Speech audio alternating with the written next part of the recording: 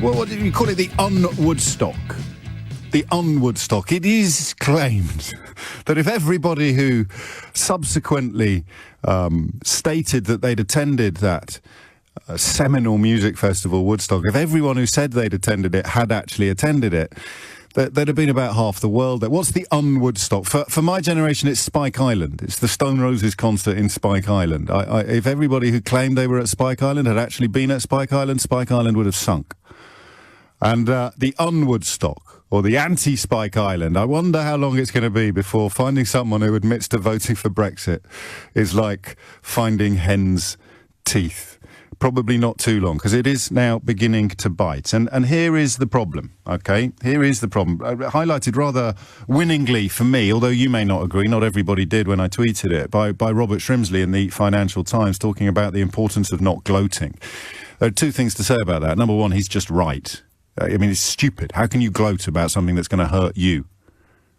Ha, ha, ha, ha, I've been proved right. Oof, crikey, that hurt. Ha, ha, ha, I've been proved right. Ooh, stop it. It's just stupid. And I get it. Some people won't be able to help themselves, particularly the sort of personal interactions you may have had.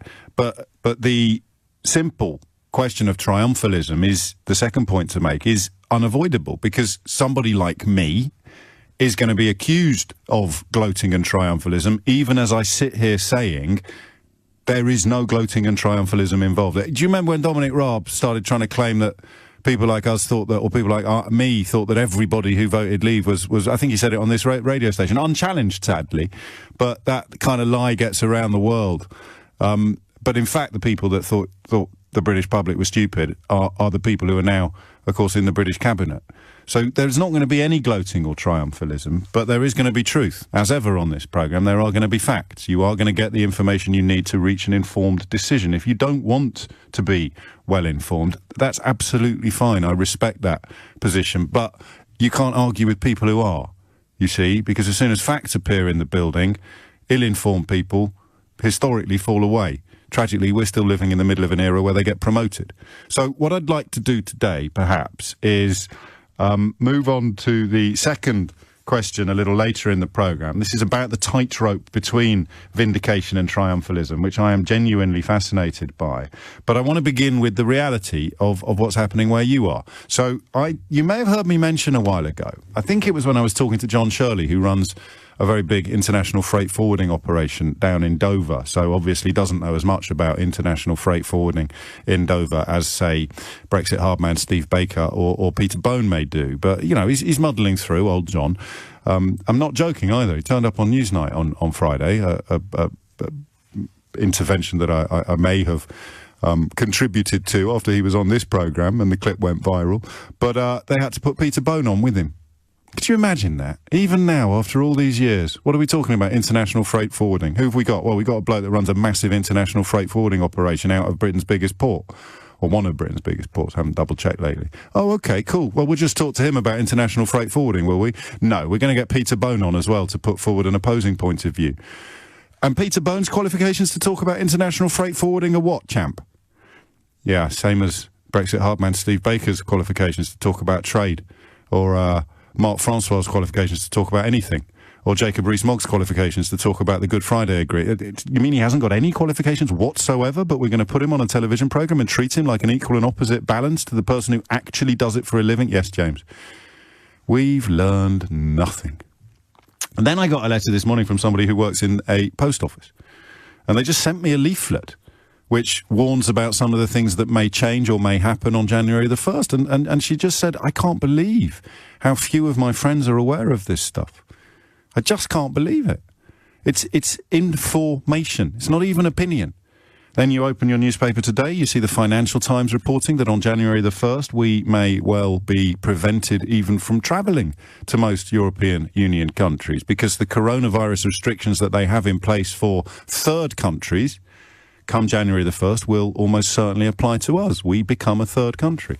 That's the sort of rattle-throwing moment, isn't it? What do we want? We want to be a third country. What are you upset about now? They're treating us like a third country. Just run that by me again. What do we want? We want to be a third country. We want to be an independent, sovereign, coastal nation. Blep. OK, you still seem very cross. What are you cross about now? They're treating us like an independent coastal sovereign nation, blurb.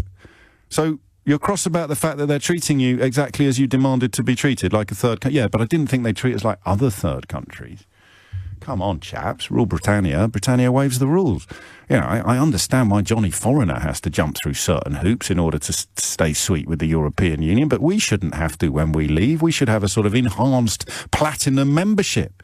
We should be able not only to continue to use the gym's facilities after we've resigned our membership, but actually have better access to the gym's facilities than the people who are still paying for gym membership. Keep it happy as well.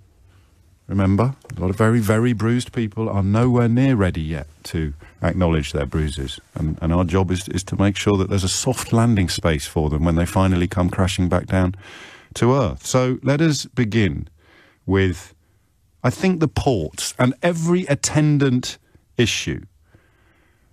I am now 52-48 no deal. I've swung around so much on this, and I've explained to you myriad times why it's so hard to pin down. And I know a lot of you expect me to continue my track record of 100% correct predictions, but I can't because Boris Johnson's in charge. So if Theresa May had still been in charge, I think my no deal or no Brexit explanation from 3 or so years ago, when everything began to make sense to me, would still hold. But because Boris Johnson will do the at 12 o'clock, Boris Johnson will do the polar opposite of what he swore blind he was going to do at 11 o'clock, all bets are off when it comes to analysis and prediction. So I could see Boris Johnson, for example, swearing that there'd be no border in the Irish Sea, and then the very next day he gave it away. This year, to save us from no, stop it. I could, for example, see him swearing blind to the ERG that he'd do X, and then swearing blind to another bunch of people in his own party that actually he wouldn't dream of doing X in a million years, and he'll actually do Y. And that's why I found it, once he became Prime Minister, almost impossible to plot the course ahead, because you can't provide a rational analysis of phenomena that are fundamentally irrational. But I now think the way Keir Starmer was talking yesterday, the way things seem to have shaken down overnight, the way that the European Commission has just published its targeted contingency measures to prepare for a possible no-deal scenario, that's just dropped in front of me now. I think they're preparing for it.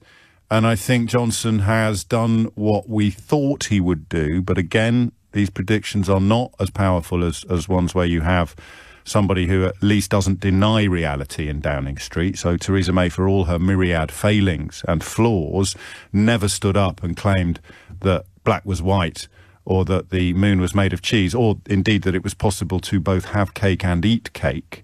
We now see a little bit of what's on the horizon, and it looks to me as if Johnson has decided to keep the lunatic fringe of his own party and the Conservative Party membership sweet, and to screw the consequences for the rest of the country, which is kind of what he's done all his life. You know, what's best for me, and screw everybody and everything else. So not a massive surprise, although there is still time for the leopard to temporarily change his spots.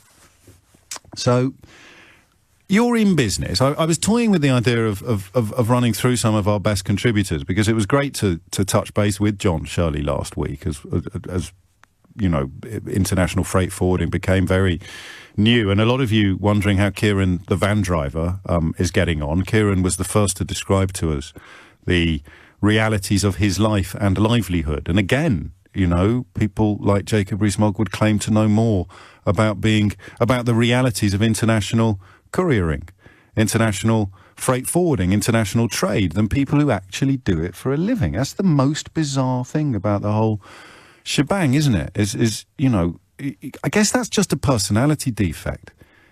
You come into the room with a PhD in astrophysics and start talking about rocket science, and I somehow think I know more than you do. You know, all the times we thought we'd stumbled across really penny drop moments. I will never forget Sir Paul Nurse sitting there. Sir Paul Nurse, Nobel Prize winning scientist. That's a Nobel Prize. I think at the time he was president of the Royal Society. Might still be. Sir Paul Nurse. knighted for services to science, a winner of a Nobel Prize for science, sitting right there. This might not work on radio. Right there, there, no, left a bit, right a bit, yeah, there. Explaining the impact that Brexit would have on science, even if we got some sort of deal, even a pre-racism deal that would have involved not abolishing our freedom of movement in the hope of hurting people who are still going to have free movement in 27 countries while we have free movement in 2. That'll teach them, won't it, those pesky foreigners? How many countries can you move freely in now?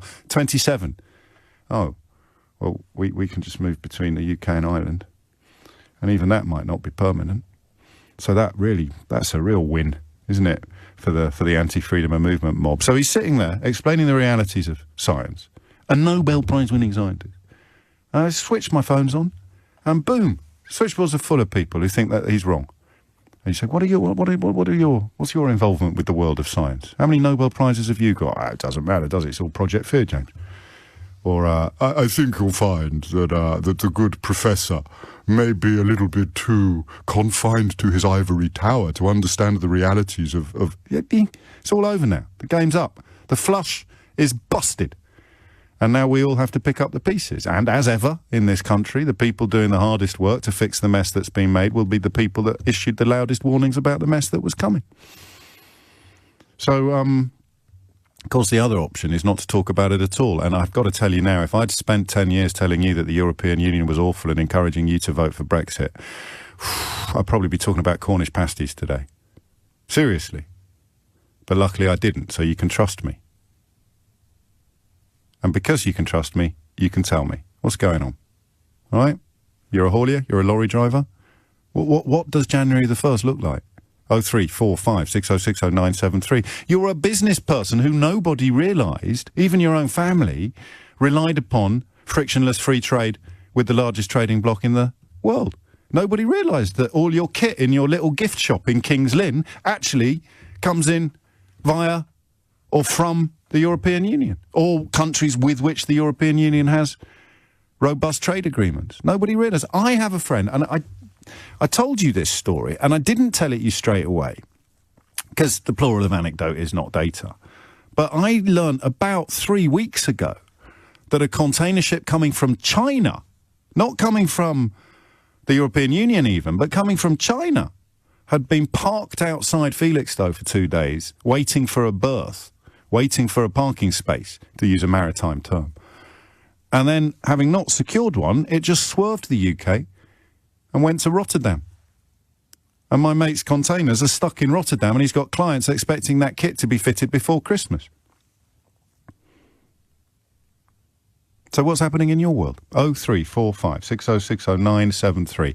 And I'm going to say this, it's going to become my new, not everybody who voted for Brexit is a racist, but even somebody as senior as the Foreign Secretary will claim that people like me, and he can do it unchallenged. That's the real tragedy of journalism over the last 4 years, is they can spout this bilge unchallenged. I can sit here until I'm blue in the face saying to you, not everybody who voted for Brexit is a racist, and then somebody as senior as Dominic Raab can say, people like James O'Brien think everyone that voted for Brexit is a racist. Unchallenged. Unbelievable. And the latest one is going to be, oh, look at them celebrating Britain's failure. No.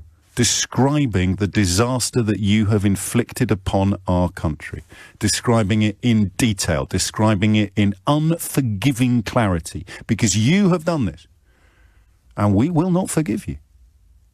At least not until you admit the mistake and start putting your shoulder to the wheel to fix the mess that you've made.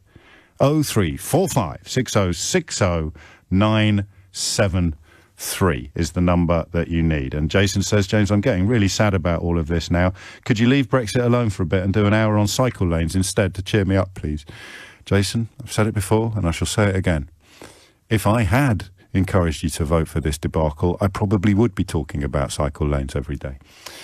3 weeks to the day and we're out. I mean, we're out of the transition period, and absolutely good luck to you if you're preparing your party poppers and getting ready to toast the brave new dawn. I almost envy you, because ignorance is truly bliss. In some cases, it wouldn't have become a cliche if it didn't contain a kernel of truth, would it? Ignorance is bliss. Everybody else, reality begins now to bite, to really bite. You can't park ships at our ports. You can't guarantee that the kids that the toys that you're buying rather than the ones that Santa is responsible for, you can't guarantee that they're going to be able to get into the country. If you haven't got a sleigh and flying reindeer, it's going to be very, very difficult to get over these obstacles. And the list could go on.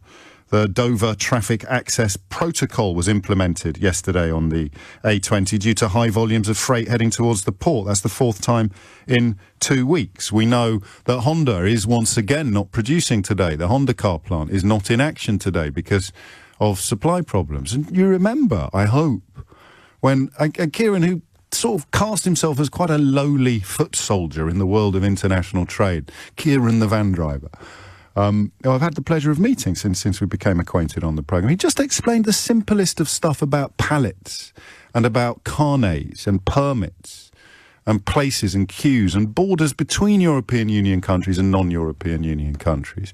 So what I often think of is when Gove told you to stop listening to experts, or he claimed that we'd all had enough of experts, then we should have moved people like Kieran and John Shirley front and centre. Not the academic experts, but the lived experience experts. And then, of course, I remember that even if you invited in the head of the World Trade Organization, and you'll remember that this was one of my most unpleasant experiences during my brief flirtation with the BBC as a presenter, I had to treat Andrea Leadsom as if she was as valid a contributor to a conversation about the World Trade Organization as my other guest, Pascal Lamy, a former head of the World Trade Organization. And I don't think if I live to be 212, I will ever come up with a better illustration of the madness that led us into this mess. And you'll remember, of course, that the people who would have been sitting there thinking, oh, yes, that Andrea Leadsom, she really knows her stuff. I'm not listening to this bloke that used to run the WTO talking about the WTO. They're the people that have now got the BBC in their sights. It's like the fox giving... What's the story about the scorpion gives a lift over the river and near the... Oh, anyway, never mind. We've got enough to be getting on with. Neil's in Chipping Norton in the Cotswolds. Neil, what would you like to say? Yeah, morning, James. Hello. I'm still very confused about what's going to happen to me from the 1st of January. I'm a one-man limited company, VAT registered, so pay all my taxes and all that. But 35% of my income comes from working for a German company. So I carry out assessments and audits and on companies in the UK on behalf of this German company because they got a pan-European network. And so I don't move any goods across any borders. No, but services are governed by trade agreements, aren't they? Yeah. So I'm not going to be able to help you. I don't think you're expecting me to. You're here just to highlight how little you know with so little time left. Exactly. And this is just, I started working for myself a few years ago when I saw an opportunity to work for more than one person. So I thought, this. Yeah. I'm old, James. I'm nearly 60 now. So I've used my experience of all these years. That's the new 40. Yeah, apparently, yeah. It doesn't feel like it. I thought I was the sort of person that, especially the Conservatives, would champion. Yes. I thought I was doing okay, and even through the lockdown, because my diary gets filled in by my clients. I say I'm available, they book me work or don't book me work. I don't know what I'm earning, really. I mean, obviously there's some sort of consistency, but you're never quite sure how much you're going to be earning for a quarter. So you pay yourself low, and then depending on... No, I get that. I mean, this is the biggest loophole, or not even loophole, because we talked about people falling through the cracks, and the more you examined it, the less it looked like the crack, the more it looked like a flipping Grand Canyon of failure on Rishi Sunak's part. I think through lockdown, I was able to claim from the government about £400 a month. And now you've got on the horizon possible obliteration. I don't want to come over all Donald Rumsfeld, but the unknown unknowns are what you're really worried about. Exactly, yeah. So, historically, over the last few years, about 35% of my income has been from this contract I've got with the German company. It might even be, my income is probably a bit more. Because and what do they know? Have you asked them? Because, they don't know. They've got nothing. Because there's still been this... Go on. They can tell me what happens if they send a product.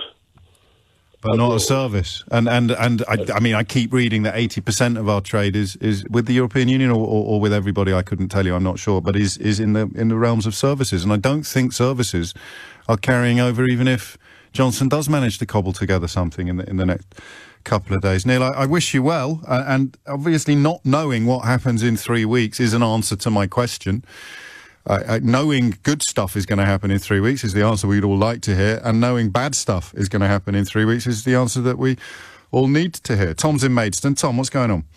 Hi there, James. Yeah, well, I'm actually a Remainer who basically, like you said, has put his shoulder to the wheel because I can see the whole juggernaut of problems coming down the road.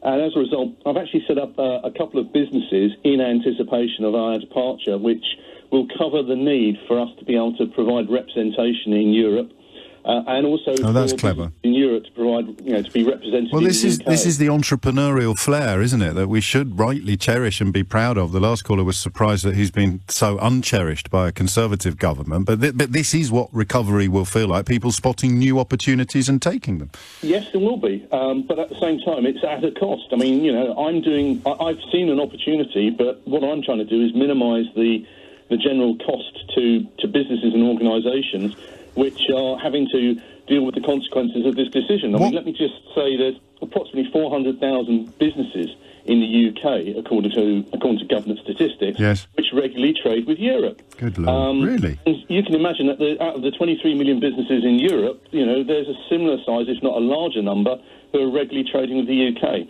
So this is going to hurt. This is going to hurt us both ways. This is a lose-lose situation, as often been said. And what we're going to see is, the quality of life that we've been enjoying in this country for, 40-odd years, slowly but inevitably start to reverse itself. And I don't know that it will be that slow. I think go back to the way they were in the 1970s. I think the early reversals won't be slow. Actually, the building back will be slow, and everyone will get their shoulder to the wheel, as you said, or at least everybody honest and decent will. Some people will remain on the sidelines. I think Farage has moved on to screaming about cycle lanes now, but the rest of us will have to clear up his mess. What job? How would you describe your job? What have you got on your business card? Well, I've set up two businesses in the past 12 months. So one is providing data representative services under GDPR because. I'm short of time, so I need the short answer. Yeah, so data protection, yes, data privacy rules, representing businesses in the UK into Europe. Because everything's going to change, and they don't. So, could I loosely describe you as having set up consultancies designed to help people deal with all the red tape that the country voted to get rid of? Absolutely right. So we will be solving problems with VAT and GDPR. Yes, and remember all the people who used to ring me telling me they couldn't wait to get rid of all the red tape because their brother-in-law had a business 20 years ago that actually went under because of all the red tape. But when we asked for more details, we just got called condescending. You better get the tin out, Keith. I can feel an I told you so coming on. We are looking at the reality now, and another reason why I feel my personal pendulum swinging ever closer to no deal is because the briefing coming out of Downing Street the last couple of days seems to be that the European Union have added to their list of requests. This is, as with much of what comes out of Downing Street, even now that Dominic Cummings has been handed his sandwiches wrapped in a roadmap, it's not true. The European Union is still negotiating completely within its mandate. The fact that they're now trying to tell us that they're not, that they've added requests to the process, sounds to me like a preemptive damage limitation blame game. But again, it's just one pair of eyes. Admittedly, I haven't got anything wrong yet, but there is a first time for everything. So I'm very close on this one. I'm just nudging ever closer to no deal, but still 52, 53, 48, 47. Rachel Venables is here with more good news. James, I want to talk to you about something called EMCT permits. Now, these are passports for foreign lorries, basically, to get into the EU. And if there is some sort of deal, a Brexit deal, they won't really matter. We won't really need to worry about them. But in the worst case scenario of a no deal from January the 1st, British hauliers would need one in order to travel to and work through EU countries. Now, the EU also gets to decide how many of these permits each external country is allowed, is allocated. And we got around 2,000. The problem is that roughly 10,000 hauliers, British hauliers, applied for these permits. I'm sure you can do the maths here. And last night, the allocations and the rejections went out by email. Steve is a haulier, and he spoke to LBC earlier from the queue at Dover. All the hauliers last night got emails from basically the commissioner and the transport. Some have been sort of accepted, but thousands have also been refused. Now, that's going to put hauliers, English hauliers that do international work, their businesses are going up the wall. There's one haulier, he's been doing international work for 23 years, and now he's got to park up and sell the company. There's nothing more than we can do. It's absolutely terrible. Boris needs to pull something out of the hat. Now, Rod McKenzie is head of policy for the Road Haulage Association, and he told me after that call that this could be very bad news. If it's a worst-case scenario with no deal and no temporary connectivity permits and a very, very limited number of ECMT permits, and by the way, we can't make any more, we're not allowed to, then those people who don't have ECMT permits, the companies that don't, won't be able to trade internationally.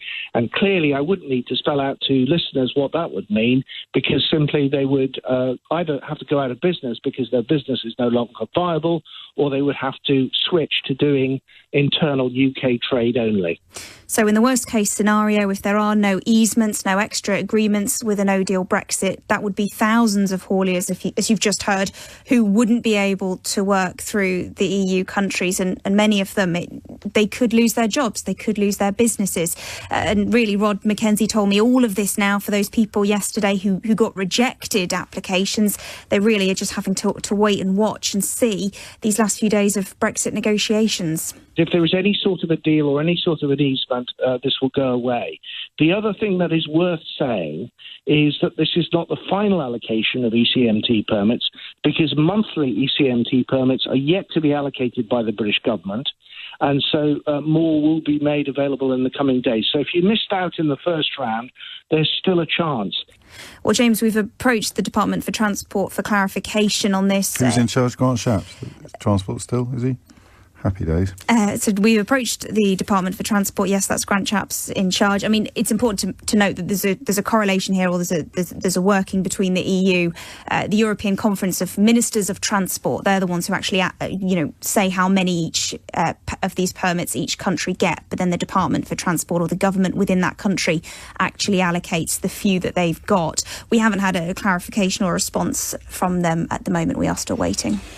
Many thanks indeed. Do you know if Steve, stuck in that queue in Dover, had just tried shouting Project Fear at the congestion up ahead of him and then could watch it just magically part like Moses in the Red Sea? I'll be honest, we didn't ask him that. OK. Has he tried believing a bit harder in getting through to the port? This isn't fair on you, Rachel. It's not your fault indeed. 10:39, the people whose fault it is are too busy talking about Cornish pasties to acknowledge some of the horrors on the horizon. And what are those horrors? And obviously, as I think Rod McKenzie of the Road Haulage Association, and I know what you're thinking, you heard those warnings many, many moons ago on this programme, but I think we all believed then that they'd just do something to avoid this. They haven't. Dominic Raab, I'm told, has spent the morning telling people that Tesco have got it wrong when they talk about price increases, because Dominic Raab's experience of running supermarkets is almost as immense as his experience of running international freight forwarding businesses between Dover and Calais. And here is my problem, professionally speaking, in a nutshell. Dear James, I'm a lorry driver and I voted leave. I've made a terrible mistake. Next. Because I don't think I can do next yet. You know, it hasn't even happened yet, mate. I feel for you. You know I do. And that is the reason why I don't join, and this might be a conversation that we have, I don't join the calls for, I mentioned this to you yesterday, welcoming no deal, because it will focus the mind much quicker. It will prove the error much quicker than a thin deal. Number one, I'm not sure that's even true. I mean, it might impact on actual prices. It will if there are no tariffs. But in terms of customs checks and delays, which will also add to prices, I don't think that the only deal that he's got a hope in hell of securing would have any impact at all on customs checks now. We're out of the customs union. So, as I understand it, that's a bit like driving from Poland into Ukraine now, the journey from France into the UK. Seriously. Again, Kieran the van driver explained this to us 3-4 years ago. But I don't buy the idea that no deal somehow will teach them a lesson? For two reasons. Number one, it's not them, it's us. It's all of us. Okay, no deal doesn't check how you voted in 2016 before deciding whether it's going to slap you around the back of the head or not. No deal slaps us all equally around the back of the head. And number two is actually inequality. So equality of no deal is part of the reason why I don't think, like a lot of people do, that it would somehow be a good corrective and it would teach everyone a lesson. So equality is part of the answer, and then inequality is part of my answer as well. Because I don't think those of us who are better insulated, I'm not sure anyone's completely insulated, but it's a bit like that old thing I always say to you about when you're in the urinals and you bend down to pick up a coin. How big a coin would it have to be for you to bend down in a dirty old gent's toilet to pick up the coin? Would you bend down for a 1p, a 2p, a 5p, a 10p? Some of it will have to do with how tight you are. But I am better insulated from a no-deal Brexit than many of the people that voted for Brexit. And I'm not here to say that, therefore, we should embrace no-deal Brexit because it will just speed up the lesson-learning process. That would be completely wrong to do that. That would be privilege in its ugliest form. So try to resist that urge, although I appreciate it's easier for me than others. John's in Erith in Kent. John, what can you tell us? Morning, James. Hello, mate. I think I'm of the dying breed, mate. I'm a European lorry driver. Well, what does the future look like? Huh? What does the future look like? Oh, the future's all right because there's plenty of a driver shortage over here. I'll just come off of European work and go do UK work. But I've been doing European work now for 28 years. And that's just winding to an end, is it now, for you? Well, come the first, mate, it's going to be so difficult. I mean, it'd be like, as they say, the good old days, which were bad in certain ways. Yeah. Where you'll be going over, parking up, and they're saying, oh, it'd be done on the computer, this, that, and the other. You'd be parked up 3 and 4 hours, 7, 8 hours. Whereas at the moment, I'll go across on a good day which ain't happening over the last month or so. And as for matey turning around saying it's all down to COVID, it's not. That's Dominic Raab, the Foreign Secretary, who said that. To be fair, I don't know how long you've been driving a lorry, John, but Dominic Raab really knows his onions when it comes to haulage. Well, has he done his CPC? Oh, almost certainly, mate. And his 1, 2, 3. Oh, yeah. Because it's as easy as ABC. And sticking with the Jacksons, he's going to blame it on the boogie. Back to you, John. But basically, when I go over on about a couple of months back before it all started coming to a head, I could go down a tunnel. I'll be across in France within the hour. I'd go into Belgium, unload in Belgium, reload in Belgium, come back over, and I could sometimes be back on the same day, and, no problem. That's what a customs union means, am I right? That is it. It means that you have a union of customs.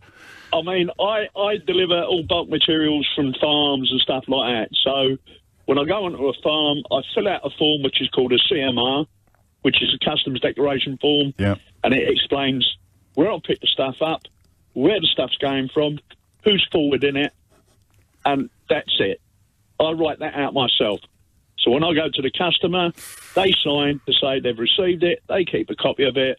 Obviously, I bring copies back to my workplace, and they sort the bits and pieces out. That's how it's done.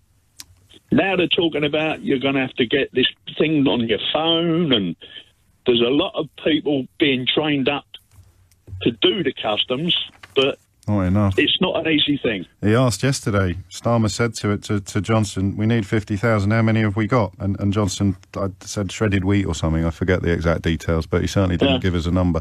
Can I check something? And I don't want to rain on your parade, and again, I don't think I can because it's your world and you know a lot about it, but your confidence in the internal haulage industry, surely that is going to be impacted by the international picture, because you'll still have internal haulage. Of course you will still have it. But it won't be as... there'll be a lot of shortages, I think. You're going to see prices go up because hauliers are not going to just sit there all day to get rid of one load. No, of course not. And, they've got to make it pay. And the only way they can make it pay is by putting prices up. That's what they'll do. And that gets passed on to the customer who voted. That's going to get passed on to the customer. And less red tape. Can I ask how you voted in the referendum, or would that be rude? I'll vote to stay in. Yeah, I thought you would. Otherwise, I'd be like a turkey voting for Christmas. Well, there's a lot of it about, John. A lot of it about, and I wish you well. As long as goods need moving, haulage will survive. But why would a country choose to make everything worse? That's a question I've been asking for 4 years, and I'm still not much clearer about the answer. John, mind how you go, mate. 3 weeks until we leave the transition period, at the end of which the true reality of Brexit will begin.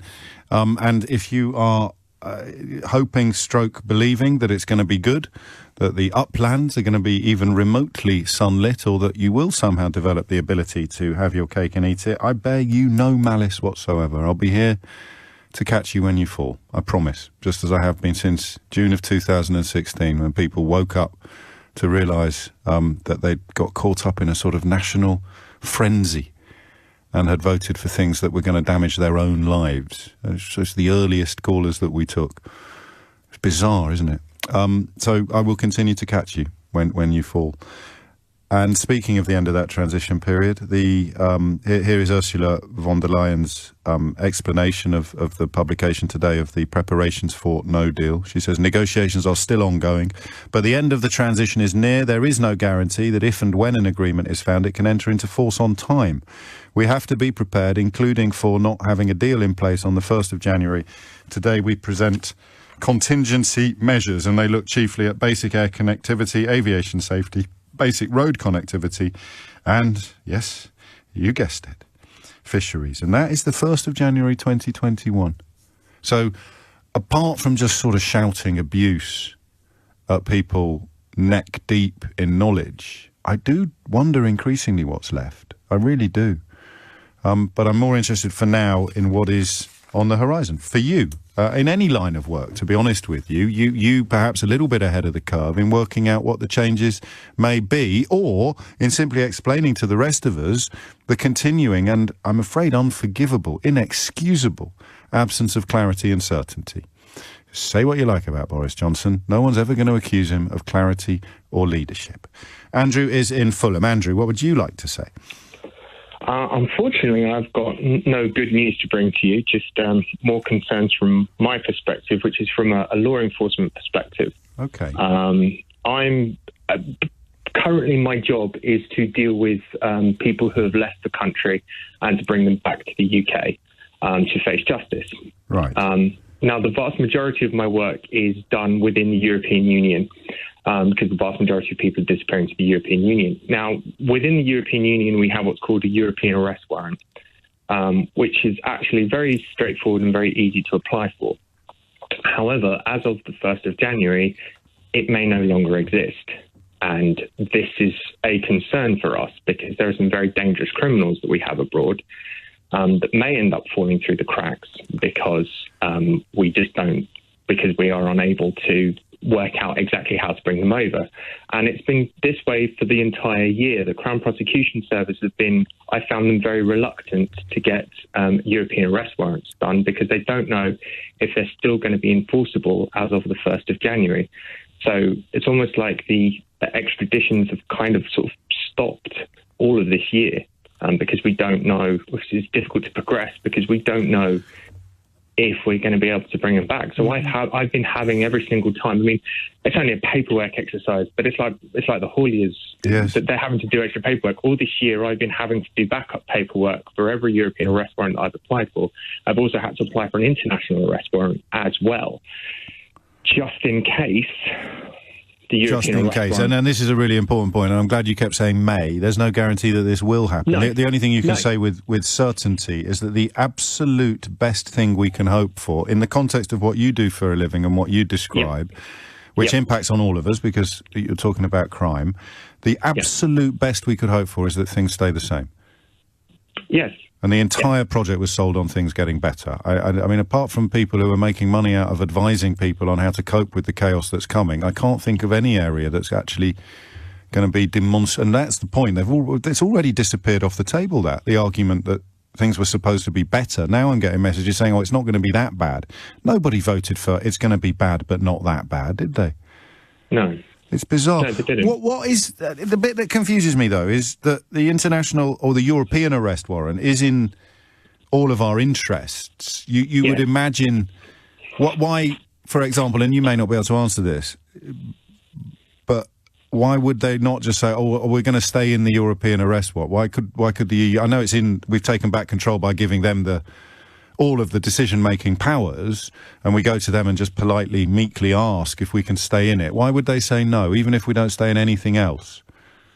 I don't have any answers for that. I think you have to speak to somebody way more intelligent than me, like perhaps maybe Dominic Raab. Or Priti Patel. She's a genius.